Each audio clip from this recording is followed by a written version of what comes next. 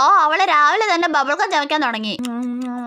നിനക്ക് എങ്ങനെയാടി ഇങ്ങനെ രാവിലെ തന്നെ ബബിൾക്കം തിന്നാൻ തോന്നുന്നേ? എനിക്ക് രാവിലെ തൊട്ട് തന്നെ ബബിൾക്കം ഇല്ലാണ്ട് പറ്റൂലടി.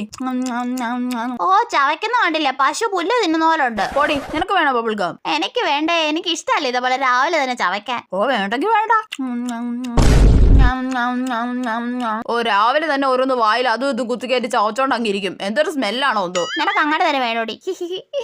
എടി ഇത് നീ രാവിലെ ചവയ്ക്കാൻ തുടങ്ങിയ ബബിൾക്കം അല്ലേ? ഇത് ഇതുവരെ തുപ്പിയില്ലേ നീ? ഇതൊന്നും അല്ല, ഇത് രണ്ടാമത്തേതാ ചവയ്ക്കുന്നേ. എന്റെ പൊന്നെ, ഇതുപോലൊരു ബബിൾക്കം തീറ്റക്കാരി ആരെ ഇവിടെ ബബിൾക്കം ചവയ്ക്കുന്നേ? ഭയങ്കര സ്മെല്ല് വരുന്നുണ്ടല്ലോ. മിസ്, അത് നീതുമോളായിരിക്കും. നീതുമോളുടെ വായിൽ ബബിൾക്കം ഉണ്ടോ? ഇല്ല മിസ്സേ.